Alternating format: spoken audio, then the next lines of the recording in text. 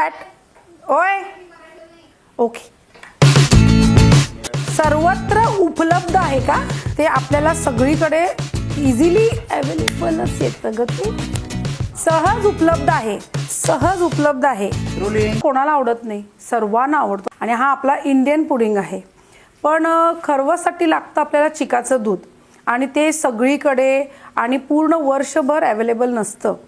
पण बाकीचे पूर्ण जे वर्षभर आहे तेव्हा जर आपल्याला खरवस खावंसं वाटलं तर काय करायचं चिकाचं दूध कुठून आणायचं तर त्याच्यासाठी खरवस कसा करायचा तो आज शिकणार आहोत चला सुरू करूया हे आहे फुल फॅट दूध 1 वाटी नंतर 1 वाटी घट्ट दही म्हणजे जे मलाई दही असते ना ती आपण मलमलच्या कपड्यामध्ये 1 तासभर तरी बांधून ठेवायची आणि त्याच्यापासून जे घट्ट दही आपल्याला मिळते म्हणजे हंकड किंवा चक्का म्हणू शकतो आपण त्याला तो 1 वाटी घ्यायचा आहे आणि हे आहे 1 वाटी कंडेन्स्ड मिल्क ह्याच्यानंतर आपण इथं घेतोय केसर केसर ऑप्शनल आहे हे जर तुम्हाला तुमच्याकडे असेल तर तुम्ही घाला तुम्हाला आवडत असेल तर तुम्ही आणून घालू शकता नसेल तरी चालते आणि कॉर्न स्टार्च आहे आपल्याकडे इथे हा 1 चमचा लागेल आणि वेलदोड्याची पूड आता फुल फॅट दूध म्हणजे काय तर म्हशीचं दूध घ्यायचं आणि जे आपण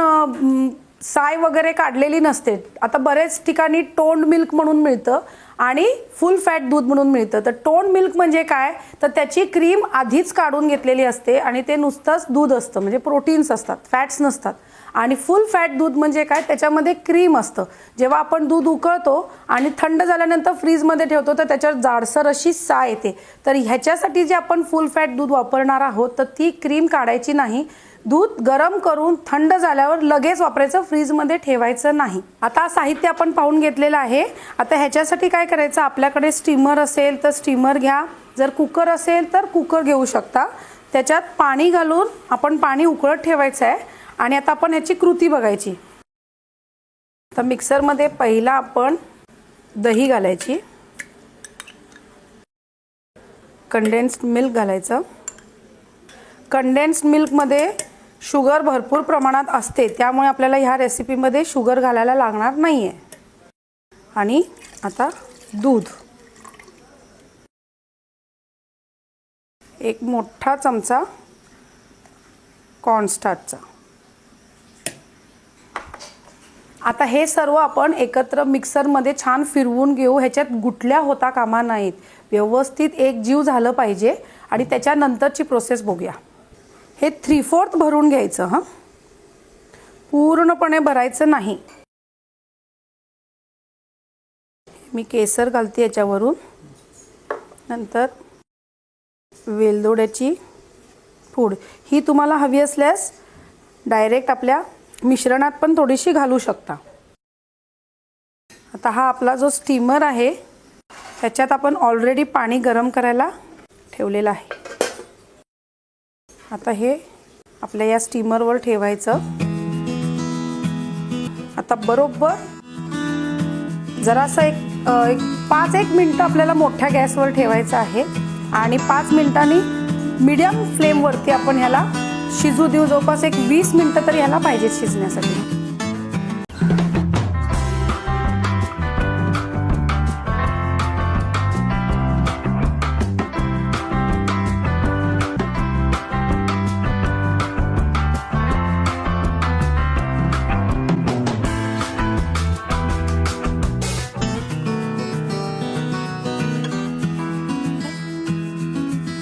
वाह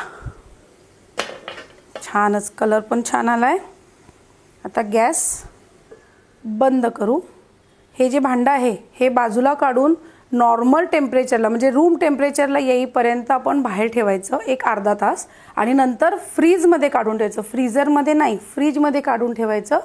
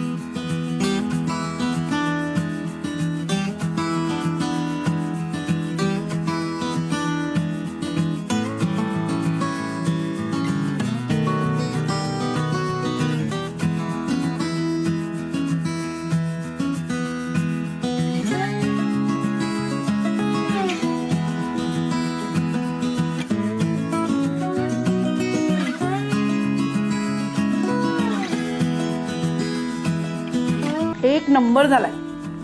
तुम्ही नक्की करून पहा.